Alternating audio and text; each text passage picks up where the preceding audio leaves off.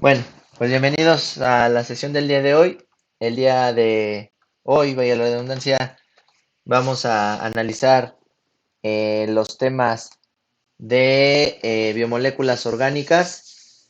En esta ocasión llegaremos hasta este, carbohidratos y lípidos. Posteriormente, ya analizaremos lo que tengamos que analizar, ¿no? Mientras ahorita vamos a ver pues la introducción a las biomoléculas y qué es lo importante de estas moléculas, lo importante, lo más redundante, y lo vamos a ir aplicando, ¿no?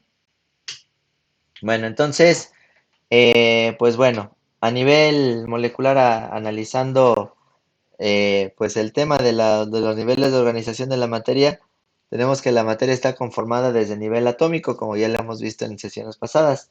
Hablábamos de átomos, ejemplos de átomos es el carbono, el hidrógeno, el oxígeno, el fósforo, el azufre y demás cuestiones, ¿no? Cuando estas moléculas se juntan dan como lugar a biomoléculas orgánicas. En su característica principal tenemos que son carbohidratos, lípidos, proteínas y ácidos nucleicos. En esta sesión solamente, como les había mencionado, abarcaremos a lo que son carbohidratos y lípidos, ¿vale? Tengan en cuenta que estas moléculas pues, son muy importantes para formar compuestos celulares más avanzados, como en este caso pues estamos hablando de lo que es una célula eucariota y una procariota, ¿no? Los carbohidratos pues son muy importantes que los analicemos ya que son fuentes de energía a corto plazo que nos proporcionan 4 kilocalorías por gramo y los lípidos son pues reservorios energéticos a largo plazo que nos van a proporcionar 9 kilocalorías por gramo. Y bueno, pues antes de eso debemos de saber o debemos de entender de qué están conformados los carbohidratos, los lípidos, las proteínas y los ácidos nucleicos. Pues para empezar debemos de saber que estas moléculas, ya antes mencionadas, están formadas por diversos tipos de átomos. Los átomos que van a formar a estas moléculas son carbono, hidrógeno, nitrógeno, oxígeno, fósforo y azufre. Cada una de estas características o cada uno de estos átomos tiene características muy específicas y muy especiales y las vamos a ir desarrollando dentro de estas cuestiones. También hablando de biomoléculas debemos de reconocer que también existen moléculas, pues digamos, o elementos primarios, que es el carbono, el hidrógeno, el nitrógeno, el oxígeno, el fósforo y el azufre, y moléculas secundarias como por ejemplo el molibdeno, el zinc, el boro, el cadmio, el plomo, ¿sí? Y que pues también por ahí tendremos moléculas trazas o moléculas o elementos también más alejados de eso, ¿no? Pero bueno, hasta ahorita el día de hoy es lo que vamos a analizar.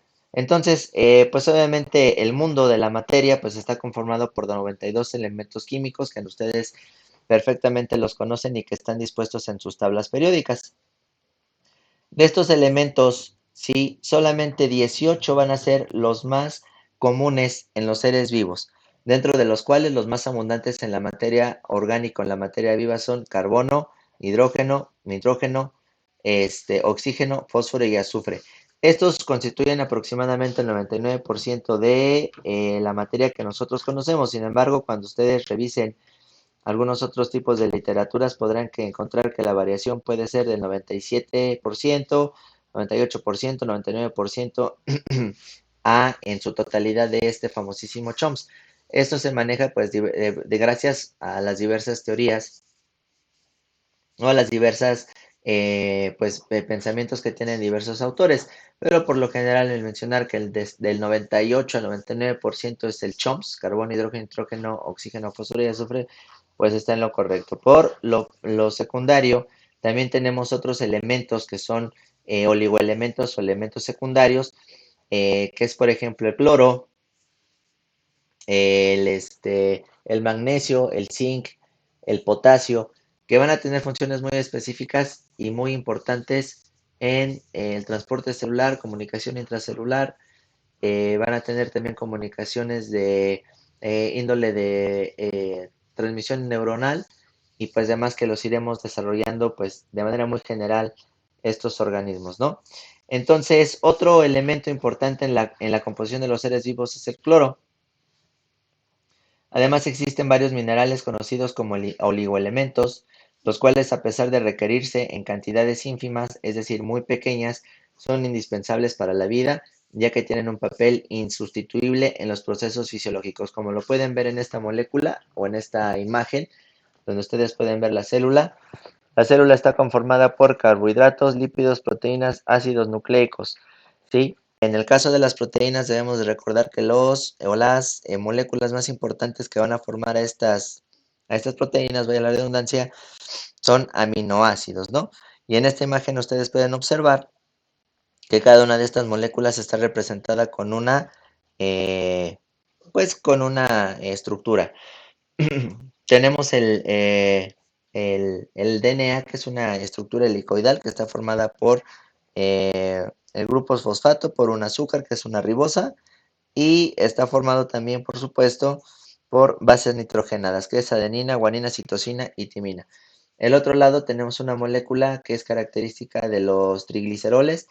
Son moléculas con carbonos enlazados muy largos, que son muy difíciles de desdoblar a nivel de metabolismo. Abajo tenemos lo que es una insulina, que es una enzima reguladora del nivel de azúcar en nuestro cuerpo, obviamente de origen proteico, que obviamente pues también está conformado por diversos aminoácidos esenciales. Después de ese tenemos a la D-glucosa, a la que están viendo ustedes aquí abajo, aquí dice D-glucosa, que es un azúcar, sí, que es una de las más sencillas y es la que se obtiene como fuente de energía primaria para satisfacer nuestras necesidades metabólicas. El parte de acá arriba es un glutamato o glutamina, que es un aminoácido que dará lugar a las proteínas. Y tenemos un anillo de glucosa, ¿no? Que en este caso pues es un azúcar. En conjunto todas estas moléculas darán lugar a lo que conocemos como células. Vamos a la siguiente. Eh, Muchas de estas células son catalogadas en infinidad de reacciones químicas. Intervienen en la síntesis de vitaminas y forman parte de la organización estructural de las proteínas y otros compuestos. En este caso, como les hablaba yo de las proteínas que están formadas eh, por aminoácidos. Por ejemplo, la carencia de hierro disminuye la formación de la hemoglobina, ¿sale? La hemoglobina es una proteína muy importante que funge en la situación de transportar el oxígeno a todas las partes de nuestro cuerpo. Si se tiene una pérdida de hierro, pues entonces empezaremos a tener problemas para poder transportar nutrientes y oxígeno hacia todas las partes del cuerpo. Posteriormente tenemos también al oxígeno, ¿sí? Y otros minerales como el yodo, el potasio, el calcio, el sodio, el cromo, el magnesio, el manganeso, el selenio, el flúor, el manganesio, el zinc, el cobre y el molibdeno. Todos estos elementos, digamos que estarían conformando a el otro 1% de la materia que nos estaría conformando. Entonces, todos estos elementos tienen una función muy, pero muy importante en cada una de nuestras rutas metabólicas que iremos describiendo más adelante. Por el inicio, pues aquí tenemos la imagen de una biomolécula orgánica, así es como se ve, así es como se trabaja y que las iremos analizando más adelante. Aquí tenemos una tabla en la cual nos explica, ¿sí?, la composición atómica de los tres organismos representantes. Tenemos, por ejemplo, al humano, al alfalfa y a una bacteria. Entre ellos los elementos que la forman son carbono, hidrógeno, nitrógeno, oxígeno, fósforo y azufre. En total, pues el CHOMS, ¿no? En el humano tenemos que existe el 19.37% de carbono. En el hidrógeno tenemos que existe el 9.31%. En el nitrógeno tenemos que existe el 5.14%. El oxígeno lo tenemos presente en el 62.81% de nuestro cuerpo, el fósforo en el 0.63% y el azufre en el 0.64%. En lo que corresponde a la composición en general de lo que es la alfalfa, que es un pasto, es una herbácea que sirve para alimentar algún tipo de ganado, tenemos que el carbono la conforma por el 11.34%, el hidrógeno por el 8.72%, el nitrógeno en 0.83%, el nitrógeno 0.83, el oxígeno 77.90, el fósforo pues el 0.71 y el azufre el 0.10%.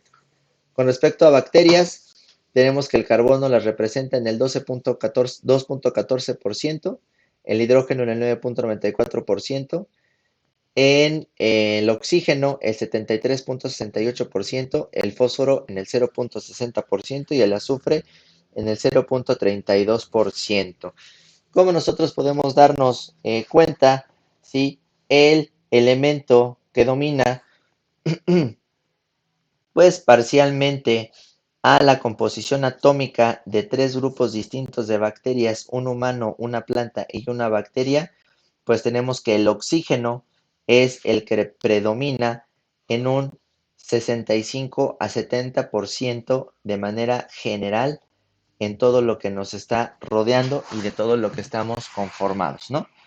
Entonces, pues abajo podemos ver un total del humano, pues el CHOMS lo forma un 97.90%, por eso les decía que dependía, pues obviamente de acuerdo a las cuestiones por ahí de los autores, pero en el alfalfa es el 99.60% y en una bacteria el 99.72%. Así es como estamos nosotros conformados de manera general. Después tenemos una tabla muy importante en la que vamos a analizar qué función en específico realiza cada uno de estos elementos. ¿Sale? Hablamos del oxígeno, por favor, con símbolo químico O, y la composición aproximada del cuerpo humano es del 65%, ya lo habíamos hablado. ¿Y cuál es la función del oxígeno? Bueno, es necesario para la respiración celular, presente en casi todos los compuestos orgánicos y forma parte del agua.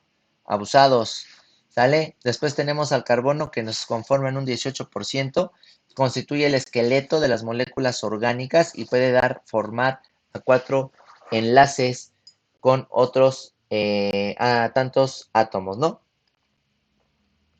Entonces aquí tenemos que el carbono es el elemento estructural de todas las moléculas que nosotros conocemos.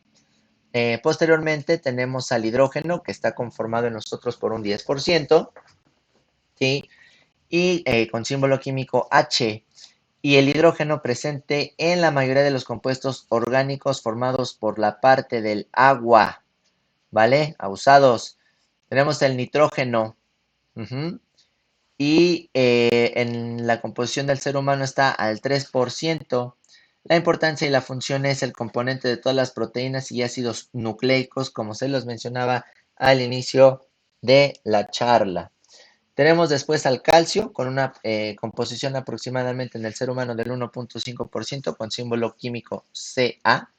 Y el calcio es un componente estructural de los huesos y dientes, importantes en la contracción muscular, conducción de impulsos nerviosos y coagulación de sangre. Por otro lado, tenemos al fósforo, que está presente en el 1% de nuestro cuerpo con símbolo químico P.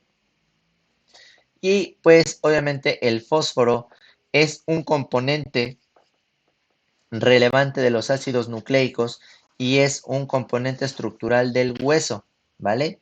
Y por supuesto es importante en la transferencia de energía, porque como nosotros sabemos existe una molécula llamada ATP, que es el adenosintrifosfato, que se conoce como la molécula de intercambio energético, ¿sí?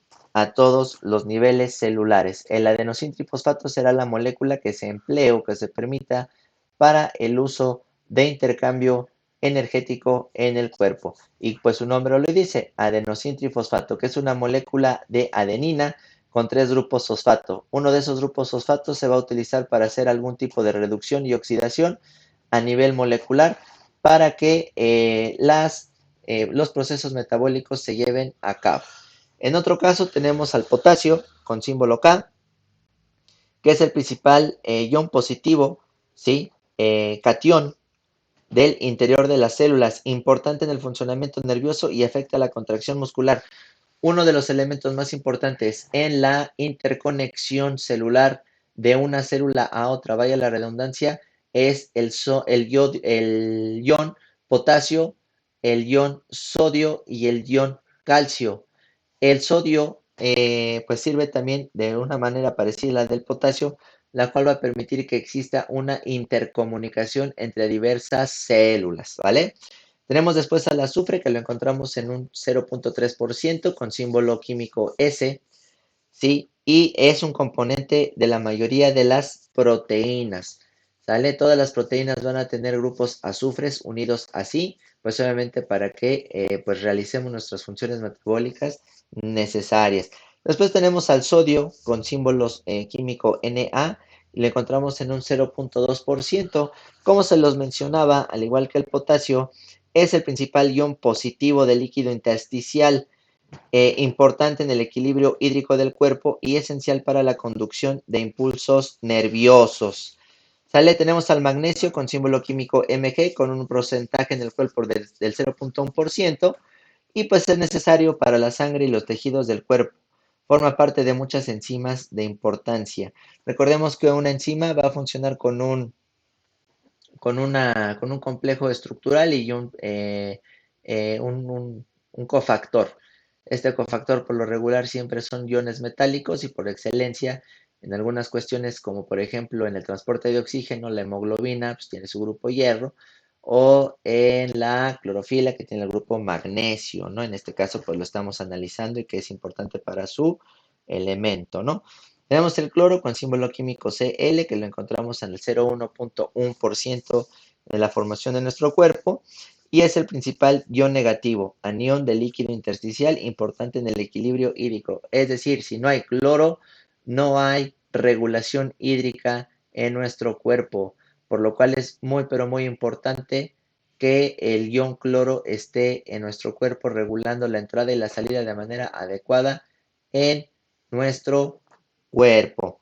Por otro lado tenemos al hierro con símbolo químico Fe en cantidades traza. ¿Por qué se llama cantidades trazas? Porque son ínfimamente mínimas al 0.01%, 0.09%, ya ni siquiera al 0.1, sino aquí sería el 0.001 o 0.003, ¿sí? O sea, ya forman parte de las milésimas que nos conforman a nosotros como seres humanos, y en este caso tenemos al hierro, se nos mencionaba, que es el componente de la hemoglobina y mioglobina, hace un momento se los mencionaba también, y forma parte de las enzimas, al igual que el magnesio, como se los había mencionado anteriormente.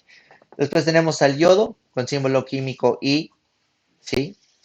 Y la composición química aproximada en el cuerpo, pues son cantidades trazas porque son ínfimas y no se pueden revisar o, digamos, encontrar a grandes cantidades. Siempre lo encontramos en pequeñas cantidades, ¿no? Y algunas funciones o importantes es que componen algunas hormonas tiroideas. Y por último, hay ciertos elementos presentes en cantidades minúsculas del cuerpo, como los oligoelementos, en los que cabe mencionar el manganeso, el cobre, el zinc, el cobalto, el flúor, el molibdeno, el selenio y entre otros, pero estos ya los encontramos a nivel traza, es decir, a niveles sumamente pequeños. Ya no los podemos encontrar a grandes cantidades, ¿vale? Continuamos. Otra de las cuestiones también muy importantes que analicemos para poder entender estas funciones metabólicas necesarias, pues son los minerales, ¿no? Que en este caso los minerales es un conjunto de diversas interconexiones entre carbonos acomodados de distintas maneras que los van a proporcionar. En este caso, los minerales tienen una importancia, pues un papel muy importante en la estructura y funcionamiento de los seres vivos. Los minerales como el sodio, el calcio y el magnesio y el fósforo se encuentran en un promedio del 1 al 5%, ya sea formando parte de órganos duros como huesos y dientes, o como en las algas llamadas diatomeas, cuyas paredes celulares están formadas por sílice y manganeso. Los minerales en disolución pueden ser metálicos o no metálicos. Intervienen en muchas funciones de las que solo mencionaremos algunas, como lo más importante en los minerales son tres. El primero, mantener el equilibrio osmótico de las células y establecer estados físicos adecuados de membranas y citoplasma, como el potasio, sodio y cloro, como actividades de enzimas de plantas y animales, potasio, magnesio y calcio. En la contracción muscular tenemos que el potasio es indispensable, también en la fotosíntesis, que es el principal formador de nitratos, sodio, magnesio y manganeso, en la coagulación de sangre, como por ejemplo el calcio, y en los fluidos del cuerpo animal, como por ejemplo tenemos el sodio, el calcio, el cloro, perdón, etcétera. Y otra función muy importante es la absorción del fierro y en la formación de la hemoglobina y citocromos, es decir, cobre. Es necesario para la producción de flores y semillas y la biosíntesis de hormonas vegetales, como por ejemplo el zinc, que contribuye a la prevención de la caries y en este caso tenemos al flúor. Entonces, todos los minerales que nosotros estamos mencionando aquí, como el magnesio, potasio, zinc, calcio, cloro, flúor, cobre, tienen funciones muy, pero muy importantes en diversos procesos biológicos que se los estoy mencionando en este momento, ¿vale? Después tenemos cuestiones muy importantes como por ejemplo los gases, ¿sí? Son componentes inorgánicos indispensables para la existencia de los seres vivos. El más conocido en este caso es el oxígeno, que es O2, y el dióxido de carbono, que es el CO2, que se utilizan en las funciones respiratorias y fotosíntesis, y estos pueden estar disueltos o integrarse a los organismos. Aquí ya estamos hablando de un compuesto, de una biomolécula.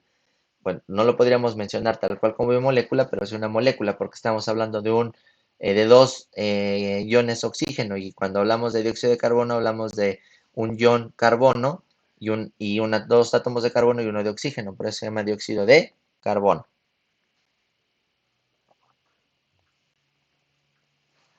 Otro elemento importante es el agua, ¿sí? El agua es la molécula inorgánica más abundante en nuestro planeta, ya que cubre las 3/4 partes de la superficie de la Tierra. Y también es la molécula inorgánica más abundante en los organismos vivos, ya que están compuestos de un 60 a un 95% de agua aproximadamente. Este último porcentaje lo presentan animales, como las medusas, ¿sí? Y algunas plantas. Excepcionalmente puede encontrarse en porcentajes más bajos como en algunas semillas y esporas latentes que contienen del 10% al 30% de agua. Entonces, pues debemos reconocer que el agua es una molécula más, más que importante en diversos procesos eh, metabólicos.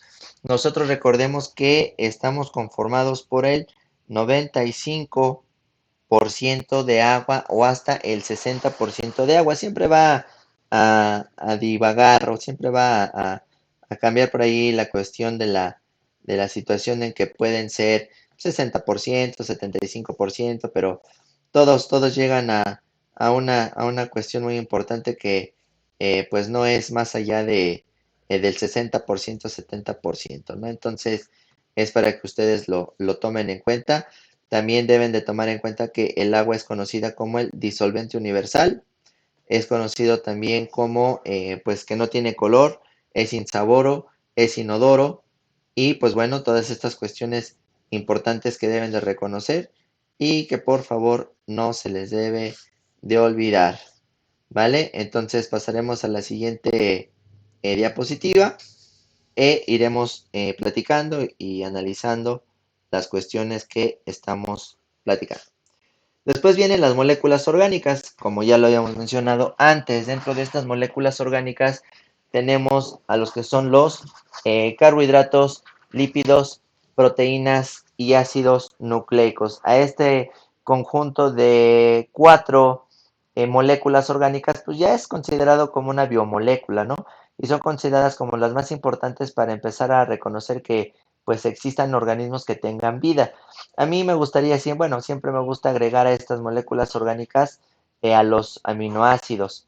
¿Sí? Los aminoácidos son un grupo de moléculas que están conformadas por un grupo amina y un grupo carboxilo y una cadena lateral R, pero que obviamente cuando lleguemos a proteínas, en ese caso lo estaremos analizando. Simplemente esto sirve como retroalimentación para que empecemos a ver un poquito de lo que estaremos analizando más adelante. También estas moléculas contienen carbono, hidrógeno y oxígeno, como ya lo hemos venido mencionando en charlas anteriores, ¿sí? Y además, las proteínas contienen nitrógeno y azufre. Los ácidos nucleicos y algunos lípidos también contienen nitrógeno y algunos fósforo. Las moléculas orgánicas en general determinan la estructura y función de las células que integran los seres vivos. Entonces, en resumen, cuando nosotros hablamos de carbohidratos, lípidos, proteínas y ácidos nucleicos, nos referimos ¿a qué cosa? A moléculas que ya van a formar complejos celulares muy importantes. Y dentro de estos complejos celulares tenemos dos, que son eh, células eucariotas, células procariotas, protistas, animales, plantas y hongos, ¿vale? Entonces, abusados con estas moléculas orgánicas. Cuando yo me refiero a moléculas orgánicas, hablo de carbohidrato, lípidos, proteínas y ácidos nucleicos. Muy bien, entramos en materia en qué son los carbohidratos. De manera general, como se los mencionaba al inicio de la charla, los carbohidratos son compuestos moleculares grandes, pueden ser grandes, medianos y chicos, ¿sí? Que nos van a proporcionar 4 kilocalorías por gramo, ¿sí? Por lo regular, la característica principal de los carbohidratos es que van a ser de sabor dulce, algunos, otros no. Sí, otra de las características principales de los carbohidratos es que nos van a proporcionar energía a corto plazo. Eso nos proporciona una energía de contacto inmediato, ¿sí? Para poder realizar nuestras funciones metabólicas. Es decir, si yo necesito entrar en una acción de huida o de correr, recurriré a el glucógeno o alguna azúcar que esté almacenada, puede ser tanto en mis músculos como en el hígado. Entonces, pues obviamente estos azúcares son de alta importancia nutricional. Obviamente no podemos hablar de que solo nos podemos alimentar de carbohidratos, porque los carbohidratos lo único que proporcionan es energía a corto plazo. Todos los carbohidratos que no son correctamente desdoblados o correctamente metabolizados por nuestro organismo se convierten en ácidos grasos, lo que provoca una acumulación de grasas o provoca una acumulación de tejido adiposo en nuestro cuerpo. ¿Sale? Y se los explico. Los carbohidratos también llamados glúcidos, ¿sí? O cetonas polihidroxidadas también son conocidos de esa manera, pero para los cuates lo dejamos en carbohidratos, son glúcidos. Están formados por átomos de carbono, hidrógeno y oxígeno en proporción aproximada de un átomo de carbono por dos de hidrógeno y o una de oxígeno. La proporción de átomos de hidrógeno y átomos de oxígeno es de 2 a 1 como el agua, ¿vale? Esto explica que el origen del nombre carbohidrato significa hidrato de carbono o carbono con agua. Uno de los carbohidratos que no cumplen con esta proporción es el de la desoxirribosa, ya que le falta un oxígeno. Y precisamente ¿por qué le falta un oxígeno? Porque va a estar inmiscuido directamente con la elaboración o la formación, perdón, de ácidos nucleicos. Por lo regular, donde nosotros podemos encontrar carbohidratos son en las pastas, en las semillas, en algunas frutas, en la papa, en el pan, en el arroz, en el cereal. Sí, todas estas van a ser carbohidratos, muy importantes que los recuerden, ¿vale? Nosotros podemos encontrar azúcares en las frutas, como por ejemplo la fructuosa, que es un azúcar de origen natural, pero que sin embargo también proporciona energía a corto plazo, ¿vale? Bueno, los seres vivos usan los carbohidratos como su principal fuente de energía. Se originan durante la fotosíntesis, en el caso de los organismos autótrofos. Recordemos que el proceso de fotosíntesis se identifica, lo podemos relacionar como, o lo podemos definir como el proceso por el cual la energía lumínica se transforma en energía química. Y cuando esta energía lumínica se transforma en energía química, la podemos encontrar como glucosa o como adenosín trifosfato. Y estas moléculas importantes las utilizará su planta o las utilizará la planta precisamente para la respiración, conducción, transporte de diferentes minerales y agua, ¿no? Lo más importante. Este, pues ya saben, la fotosíntesis se da o mediante se captura la energía radiante que se convierte en energía química y se almacena en ellos, para que posteriormente por medio de otro proceso conocido como respiración, esa energía se pueda liberar para realizar algunas funciones biológicas, como ya se los había mencionado. Perdón. Dentro de estas cuestiones, encontramos que los carbohidratos, pues ya se los había mencionado, lo podemos encontrar pues en bolillos, en centeno, en cebada, en trigo, en avena, en arroz, en zanahoria, en pan, pues obviamente ni se diga en el azúcar. Y pues estas son las cuestiones tan importantes que hacen los carbohidratos, ¿verdad? Pasamos a la siguiente. Algunos carbohidratos son importantes en la formación de otros compuestos, es decir, oligosacáridos o disacáridos y polisacáridos. Aquí siempre ha existido una pues confusión hasta cierto punto muy tomada por todas las personas en que dicen que los oligosacáridos y los disacáridos son cuestiones distintas. Sí, pues permítanme mencionarles el día de hoy que pues eso es un error rotundo. Cuando nosotros nos referimos directamente a carbohidratos, ¿sí? Y nos referimos precisamente a la cuestión de disacáridos u oligosacáridos, nos estamos refiriendo al mismo término. Es decir, cuando un oligosacárido y un disacárido se juntan, estamos hablando de dos monosacáridos, es decir, dos grupos sencillos de carbohidratos, ¿verdad? También forman parte de diversas estructuras de las células vivas, como paredes celulares, ¿sí? En las que la celulosa es un componente muy importante. Los carbohidratos se clasifican en tres tipos principales que son monosacáridos, disacáridos y polisacáridos. Esto es un tip importante de entendimiento para su posterior uso. Por favor, no se vayan a confundir. Si hablamos de disacáridos y oligosacáridos, hablamos de lo mismo. ¿Sale? Solamente que son sinónimos. Mucha gente se confunde. Si yo les pregunto, a ver, díganme dos oligosacáridos, dicen, ay, ¿y eso qué es? Los oligosacáridos son dos disacáridos. Hasta lo vuelvo a repetir, ¿no? Por eso, abajito, podemos ver que existe la palabra sacárido que se deriva de una palabra que significa azúcar. Sacárido es azúcar en griego. De manera general, podemos encontrar los carbohidratos de dos formas. En la estructura de Howard o en la estructura de Fisher. O para los cuates también lo podemos encontrar en la forma lineal y en la forma de anillo. En la forma lineal podemos encontrar que siempre va a estar eh, un, un, un carbohidrato, siempre se va a identificar porque tendrán un grupo hidroxilo. ¿Cuál es el grupo hidroxilo? Este que les estoy mencionando aquí, este merito, este. Todos van a formar por este grupo hidroxilo y aparte por su grupo cetona, ¿no? Siempre el grupo cetona va a ser esto, el hidroxilo y este mero. Recuerden, en los carbohidratos los pueden encontrar de dos formas, en la estructura lineal y en la estructura de anillo. ¿Sale? ¿Cuántos carbohidratos? Bueno, en este caso, ¿cuántos carbonos hay aquí? 1, 2, 3, 4, 5 y 6. Si tiene 6 carbonos, ¿cómo se va a llamar? Hexosa.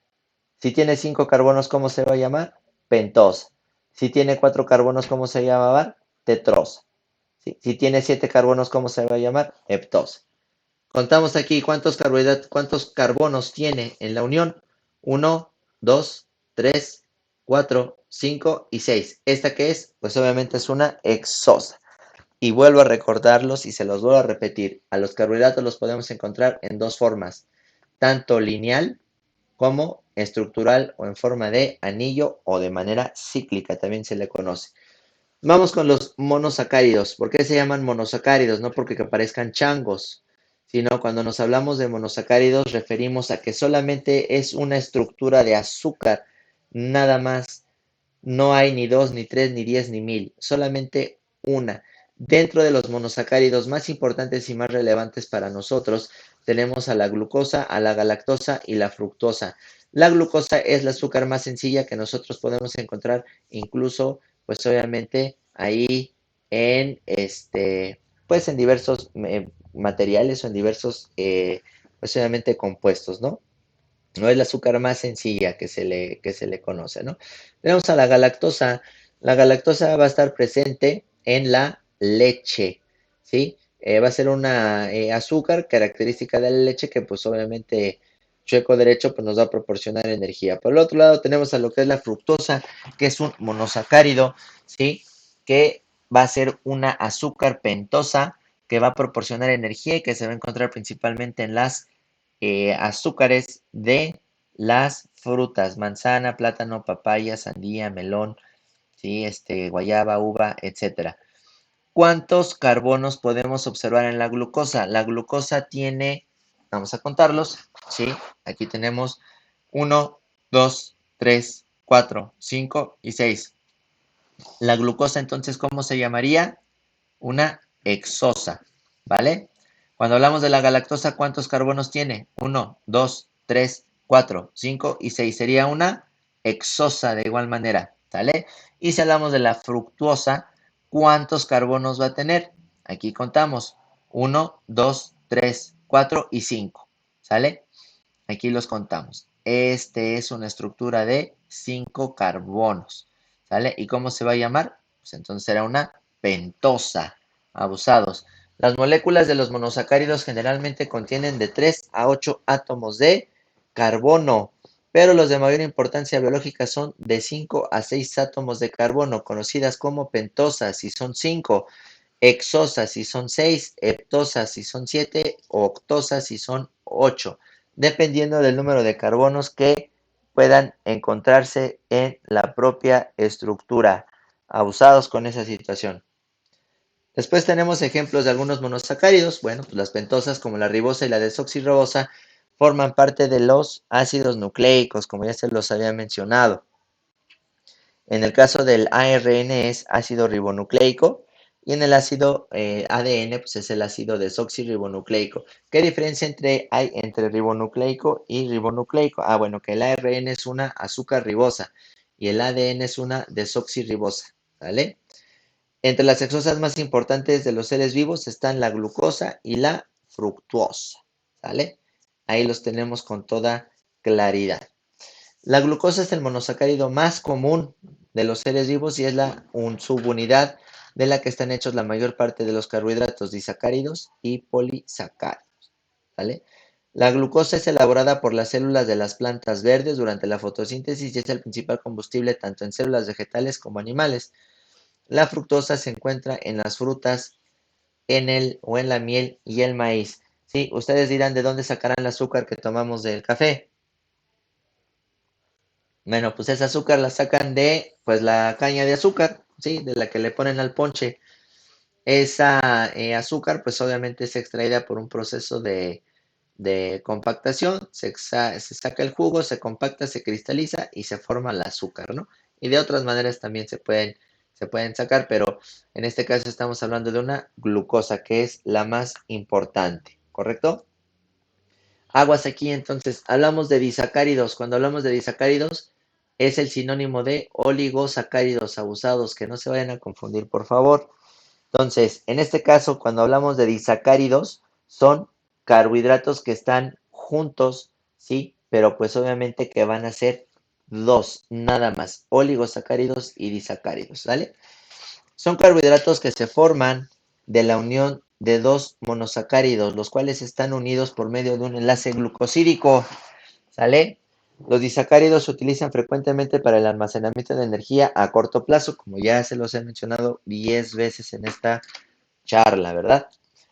Eh, Se encuentran principalmente en vegetales, ¿sí? Entre los disacáridos más comunes están la sacarosa, la lactosa, la maltosa o la sacarosa o azúcar de mesa.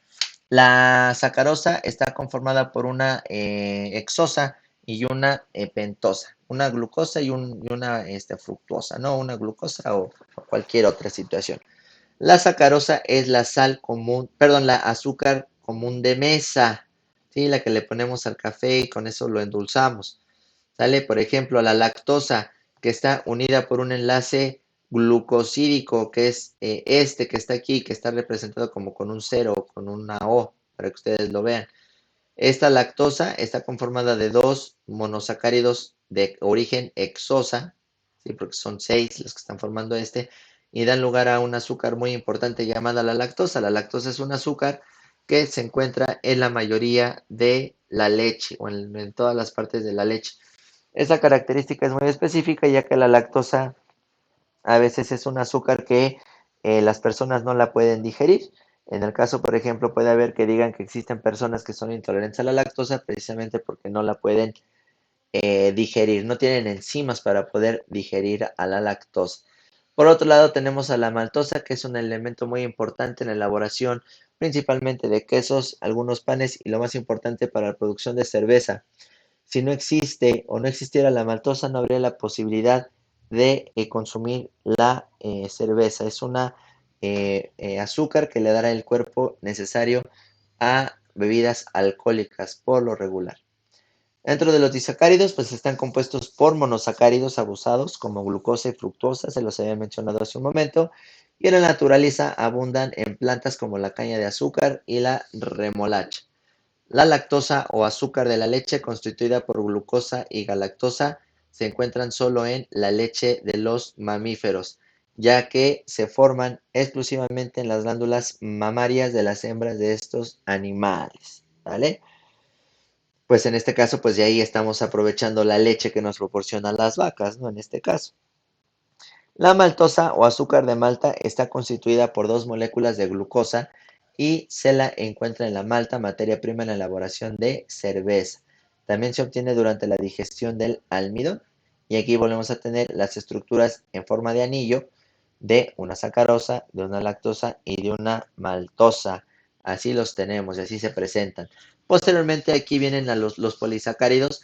Aquí sí tenemos que hacer una explicación un poco más congruente y concreta en que conozcamos que los polisacáridos son conjuntos de monosacáridos tremendamente largas. Pueden llegar a formar hasta 3.000 o 4.000 o 5.000 monosacáridos formados en hilera para formar un polisacárido. Dentro de los polisacáridos pueden estar formados de glucosas, fructosas, galactosas, maltosas, dependiendo de lo que estemos hablando, ¿no?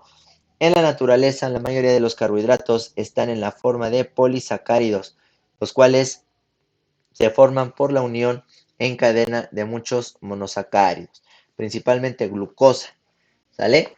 Estos carbohidratos funcionan como fuente y almacenamiento de energía y como soporte, pues obviamente estructural, ¿sale? Una de las cuestiones bien importantes aquí, hablando de los carbohidratos, que tengamos en cuenta que que las funciones más importantes de esto, pues es que pues funcionan como parte estructural. Más adelantito vamos a ver, por ejemplo, uno que es la quitina, que forma como una estructura muy importante en el exoesqueleto de los artrópodos, pues lo cual permite que estos organismos se puedan desplazar y realizar sus funciones necesarias. Y hay muchísimas funciones de los polisacáridos que los iremos analizando de una vez por todas y poco a poco, ¿vale? Ok, el polisacárido más utilizado en la alimentación pues es el almidón, que puede presentarse enrollado o como cadenas sin ramificaciones de hasta 1.000 subunidades de glucosa o más frecuentemente como cadenas ramificadas, las cuales pueden estar constituidas por medio millón de monómeros de glucosa. Por eso les dije que hablábamos de miles, no hablábamos de poquitos, ¿no? Y bueno, el polisacárido y el almidón, por lo regular lo encontramos en tubérculos y lo encontramos también en algunos cereales, algunas semillas, también de importancia eh, pues energética, ¿verdad? El almidón es la principal reserva alimenticia de la mayoría de las plantas y luego no digan que no se los mencioné. El almidón es la principal fuente de energía de reserva en las plantas. En este caso, tubérculos como la papa, la zanahoria, el betabel, la remolacha, el repollo y todas esas cosas tienen grandísimas cantidades de almidón en su estructura interna. El almidón va a ser pues captado o conjugado con unas estructuras llamadas amiloplastos que se encontrarán también en las células vegetales. Sí, algunos alimentos como las papas, el arroz, el maíz y el trigo son ricos en almidón, cuyas unidades de glucosa son sintetizadas en la fotosíntesis. Cuando estos alimentos son ingeridos por un animal, el organismo lo degrada durante la digestión a disacáridos o monosacáridos. Vuelvo a mencionar, cuando la ingesta de este polisacárido almidón es de manera excesiva, el cuerpo no lo alcanza a metabolizar y se convierte en grasa. Aquí podemos ver una estructura de cómo es un polisacárido, ¿sí? Ahí tenemos el almidón, ¿sí? Que está formada por amilosa y amilopectina. Vean cuántas estructuras están formando a ese polisacárido, ¿no? Y del otro lado también tenemos al glucógeno y ya la celulosa. El glucógeno va a ser un azúcar de suma importancia y de relevancia muy importante en pues obviamente, almacenamiento de esa energía que tenemos nosotros en nuestro cuerpo para utilizarla en su posteridad. Y bueno, también tenemos a otra que es la celulosa, que es una estructura que por lo regular se va a encontrar en las paredes celulares, vegetales por supuesto, de plantas y de algunos árboles, ¿verdad? El glucógeno es la principal forma de almacenamiento de glucosa en la mayoría de los animales. Tiene una estructura mucho más ramificada que el almidón y en los vertebrados el glucógeno se produce en el hígado, ¿vale? Y se almacena en los músculos. Cuando el organismo requiere de energía extra, el hígado hidroliza el glucógeno en glucosa y lo produce para que se pueda, o lo hace para que lo podamos aprovechar en forma de, pues obviamente, energía. Un comentario al margen de esto es muy importante. Por ejemplo, cuando ustedes hacen ejercicio y se cansan o ya no pueden seguir haciendo, es precisamente porque sus músculos ya gastaron todas las reservas energéticas o de carbohidratos que ustedes ingirieron a través de su dieta y pues ya no pueden producir más y no pueden tolerarlo más, ¿correcto? Pasamos a la siguiente. Después tenemos a los polisacáridos, que es una de las principales estructuras más importantes, la celulosa. Forma parte de las paredes de las plantas y aproximadamente la mitad del tronco de un árbol. Debido a la gran cantidad de flora como campos, bosques, selvas, etcétera, pues están presentes en una gran parte de nuestro planeta Tierra y es una de las moléculas más abundantes en la Tierra. Obviamente la célula está formada por muchas cadenas de glucosa, ¿sí? Colocadas una junto a otra y unidas por puentes de hidrógeno. En conjunto, los enlaces estabilizan las cadenas y forman macizos compactos que se organizan en fibras. Miren, aquí le voy a hacer un zoom a esta imagen. Vean, aquí está el recolector y aquí tenemos una papa. ¿Sí? Aquí le hacemos zoom y entonces vemos estas células que se llaman amiloplastos. Cuando le hacemos zoom a estos amiloplastos, ¿sí? Encontramos cadenas de almidón. Fíjense. Si aquí vemos un tejido muscular, cuando le hacemos zoom, vemos moléculas de glucógeno que van a estar aquí en nuestro cuerpo. Cuando vemos acá fibrillas de celulosa o de pared celular o vegetal, pues en este caso podemos observar que se hacen miles y miles moléculas de glucosa o fructosa unidas entre sí. Fíjense, aquí el agricultor agarra la papa, aquí le hacemos un zoom a su músculo, y aquí le hacemos un zoom a estos tubérculos que están por salir, o las fibrillas de las plantas, y aquí tenemos a las numerosas estructuras de carbohidratos, en este caso de polisacáridos, que darán lugar a, obviamente, estas estructuras. En los animales, el polisacárido estructural más abundante es la quitina, como ya se los había mencionado. Este es el principal componente de los exoesqueletos de artrópodos, como insectos, cangrejos, crustáceos, chapulines, arañas, etc. La quitina también se encuentra formando parte de las paredes celulares de muchos hongos. Este polisacárido resistente y duro tiene una estructura parecida a la celulosa, solo que en la quitina las glucosas tienen un grupo amino. Entonces, cada vez que nosotros veamos un insecto, llámese cucaracha,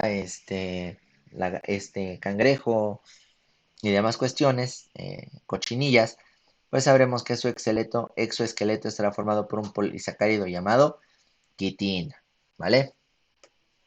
Ahora vamos con los lípidos, ¿sí? Pues obviamente los lípidos son una gran variedad de moléculas insolubles en agua, abusados, ¿sí? Moléculas insolubles en el agua, es decir, que el agua no las puede disolver. ¿Y por qué no las puede disolver? Precisamente porque tiene grandes cadenas de carbono unidas entre sí, lo cual les impide, ¿sí? De alguna forma poder establecer esos enlaces para poder romperlas. Entonces, no se puede romper. Los lípidos nos proporcionan 9 kilocalorías por gramo, ¿sí? Los lípidos tienen la función de ser reservorios energéticos de forma emergente cuando ya no se tiene nada. Los lípidos también se conocen como termorreguladores porque como se pegan o se incrustan en las cavidades de nuestro cuerpo, pues obviamente se utilizan como, pues obviamente, reservorios energéticos y aparte aislantes. Por eso podemos ver a muchas focas en el Ártico, algunas ballenas que viven en el Polo Norte y cuestiones de este tipo, que su grasa es bueno, su piel es muy grasosa, lo cual esto les permite que ellos puedan nadar en aguas congelantes y obviamente la grasa que las forma, pues les dé o les confiera cierta protección para poder nadar en el agua, ¿sale? Los lípidos son de una gran variedad de moléculas insolubles en el agua, pero que se disuelven fácilmente en solventes orgánicos como cloroformo o el éter. ¿Y por qué en estos sí se disuelven? Ah, bueno, porque el potencial hidrógeno de estos elementos pues es muy elevado y rompe fácilmente las cadenas orgánicas que se forman entre diversos grupos de carbono para poder liberarlas, ¿no? Para poder romperlas. Al igual que los carbohidratos, los lípidos están formados por carbono, hidrógeno y oxígeno, aunque pueden contener otros elementos como el fósforo de igual manera. Las unidades de construcción de los lípidos son los ácidos grasos y el glicerol principalmente. ¿Dónde los podemos encontrar? Hay de dos, de manera animal o de origen vegetal. De origen animal, pues hablamos todas las grasas que son derivadas de los animales. Y de origen vegetal, pues tenemos al aceite de oliva, de coco, de maíz, granola y demás cuestiones, ¿no?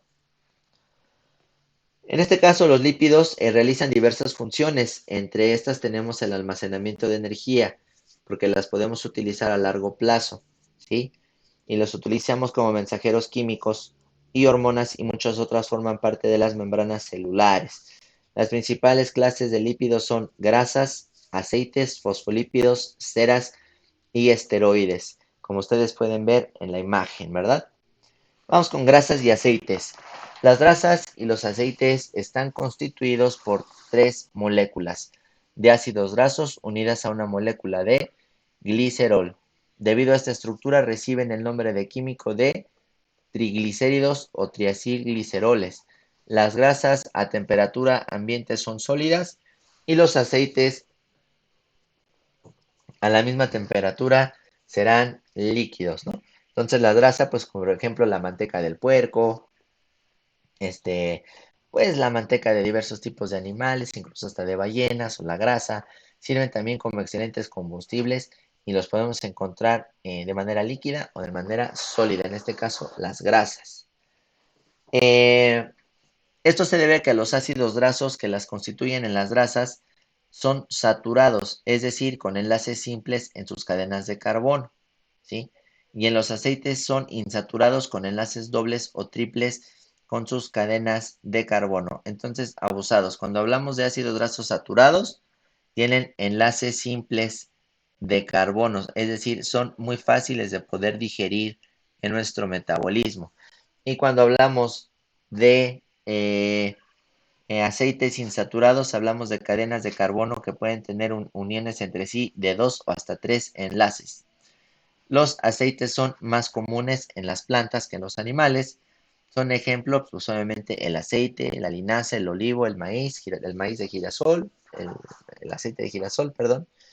Y las grasas las encontramos en la carne del cerdo, como la res, el puerco, ¿sí? Y la encontramos en forma de manteca o tocino, ¿verdad? Bueno, las grasas y los aceites también almacenan energía en los organismos. y estas moléculas producen más del doble de la energía por gramo que los carbohidratos. Además, las grasas en los mamíferos acoginan y protegen los órganos internos como los riñones y forman una capa que se encuentra debajo de la piel, la cual sirve como aislante térmico, es decir, protege al organismo contra las bajas temperaturas en el ambiente. Por eso pusimos aquí una ballena. Y esta capa de grasa está muy desarrollada en los mamíferos como ballenas y focas. Otro ejemplo es que cuando se ingieren más carbohidratos de lo que se requiere, el organismo, este los transforma y almacena como grasa en el tejido adiposo. En los animales, durante la digestión, pues los lípidos pueden ser hidrolizados hasta glicerol y ácidos grasos, ¿no? En este caso, pues ahí tenemos ejemplo de un, de un pinípedo, en este caso lobo marino o león marino, ¿sí? Que pues obviamente está lleno de grasita, ¿no? Se ven un poquito chonchitos precisamente porque tienen grasa que les ayuda principalmente a resistir bajas temperaturas a nivel marino, ¿vale? Dentro de las ceras, de las grasas y de los aceites es muy importante hablar también de un grupo sumamente relevante que lo tendremos que estar retomando, que es el grupo de los fosfolípidos, ¿no? En este caso, los fosfolípidos son componentes estructurales muy importantes de la membrana plasmática y de otros sistemas membranosos de la célula. Los fosfolípidos forman las membranas celulares de las células eucariotas, ¿vale? Los fosfolípidos son una barrera semipermeable, la cual les va a permitir la entrada y la salida de diversas sustancias al espacio intracelular o al propio citoplasma, ¿sí? Pues los fosfolípidos son una membrana de lípidos unidos a un grupo fosfato, las cuales van a conferir pues, tamaño circular o esta estructura esférica de lo que vendrían siendo las células eucariotas, ¿no? Los fosfolípidos son parecidos a las grasas y aceites, ya que están formados por dos ácidos grasos unidos a un glicerol, y solo que en estos el tercer carbono de la molécula del glicerol está ocupada por un grupo fosfato. Este extremo hidrofílico, mientras que los ácidos grasos son hidrofóbicos, ¿vale? Esto es importante para la estructura y función de la membrana plasmática. Aquí se los puedo explicar, ¿sí? Aquí tenemos esta membrana celular. La parte de arriba va a ser hidrofílico, ¿sí? Que va a permitir que algunas sustancias se ancleen, o sea, se anclen, ¿sí? A la membrana celular, y otras va a impedir la salida de moléculas hidrofílicas e hidrofóbicas. Hidrofílica se refiere a la capacidad que tiene de afinidad directamente con los seres vivos, ¿no? O con la sustancia que quisiera ingresar. Y hidrofóbicos, la parte de abajo, es que va a evitar que el agua salga de la célula para evitar esta situación. Uy, perdón. Después tenemos a las ceras, sí, también muy relevantes en el grupo de las grasas o de los lípidos, ya que tenemos muchísimas ventajas, obtenemos muchas ventajas de ellas, ¿no? En este caso, las ceras están constituidas de ácidos grasos unidos a un alcohol diferente glicerol, y las células son sintetizadas tanto por animales como por plantas. En algunos animales forman una capa protectora e impermeable sobre la piel, el pelo, plumas, exoesqueleto, mientras que otros, como las abejas, lo utilizan para construir sus panales. En plantas terrestres, las ceras forman una capa resistente al agua sobre las hojas, frutos y tallos. La parte responsable de la formación de la cera es una parte de la planta que se llama cutícula, ¿verdad? Entonces, las ceras forman parte muy importante del pelo, del piel y de la pluma y de los exoesqueletos de algunos artrópodos. Y en este caso, pues las ceras también funcionan precisamente para, pues, formar los panales de las abejas, ¿vale? Son los esteroides. Bueno, pues los esteroides pues poseen una estructura muy diferente a todos los lípidos, ¿sí? Pero se les clasifica dentro de ellos debido a que son insolubles en agua, es decir, no se pueden disolver en agua. Están formados de 4 anillos de carbono fusionados, 3 de los cuales poseen 6 átomos y uno de 5. Dentro de los esteroides tenemos el colesterol, que es un componente estructural e indispensable de la membrana plasmática de la mayor parte de las células eucariotas.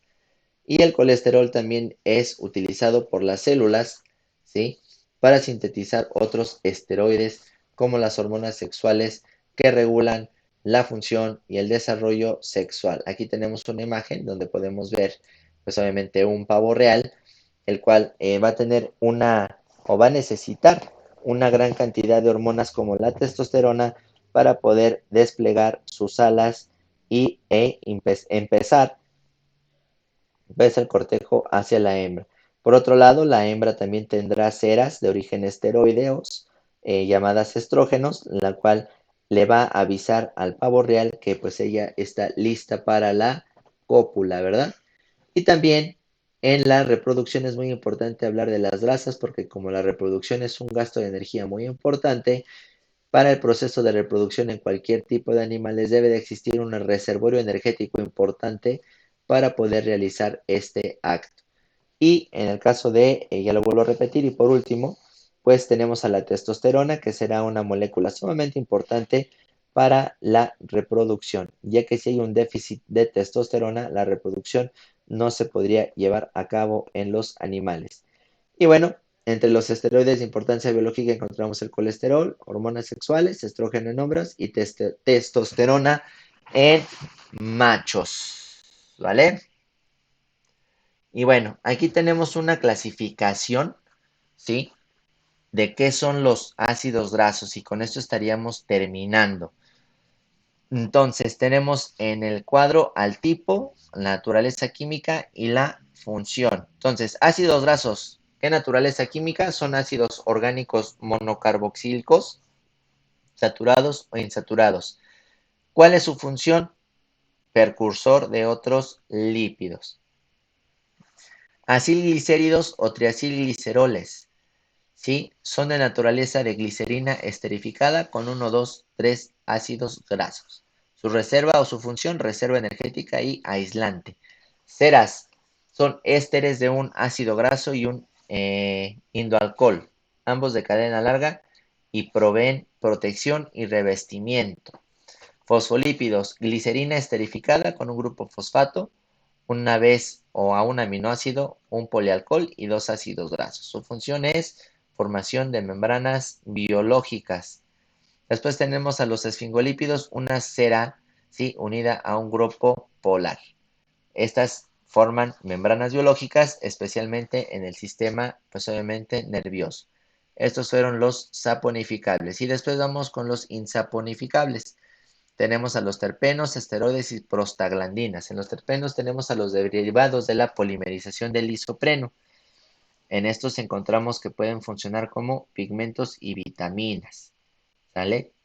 Después tenemos a los esteroideos, que son derivados del ciclopentano peridrofenantreno y tienen una función de vitaminas, hormonas y ácidos biliares.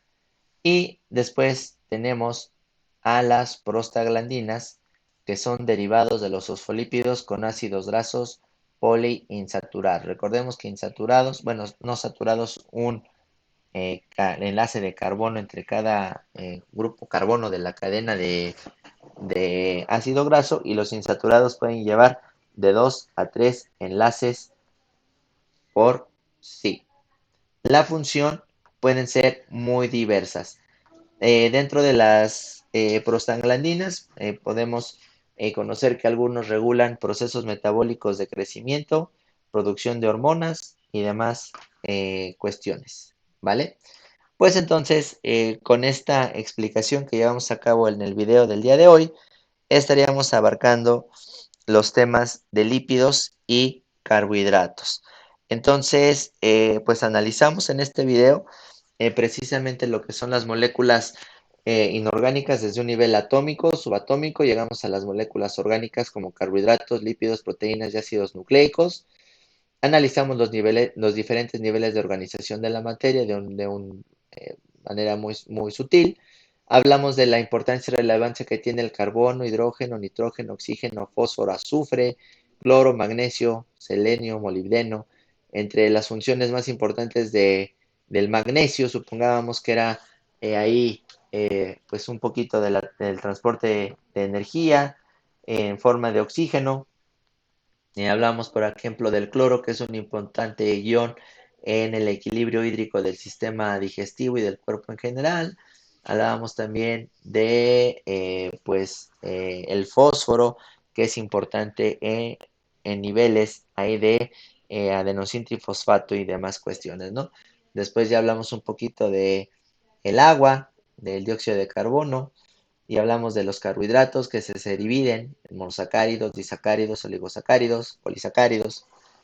Hablamos de su función de la quitina, de la maltosa, de dónde se obtiene la fructosa, ¿sí? Y hablábamos de lípidos, función, que nos proporciona 9 kilocalorías por gramo, aislantes, reservorios energéticos, los podemos encontrar de manera líquida o sólida, cuáles son sus funciones y sus principales características. Entonces, pues agradezco la atención que prestaron a este video. Muchísimas gracias. Continuamos con más sesiones. Gracias.